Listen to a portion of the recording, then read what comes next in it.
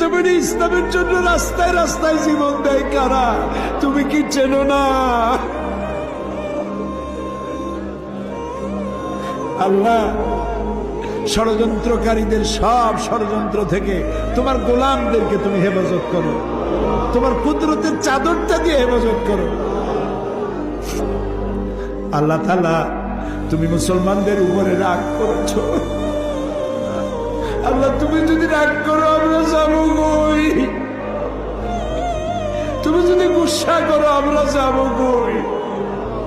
আমাদের যদি তুমি ফালাইয়া দাও, তোমার বান্দার অভাব নাই, কিন্তু আমাদের ভালাই দিলে তোমার মতো আল্লাহ পাবো কই?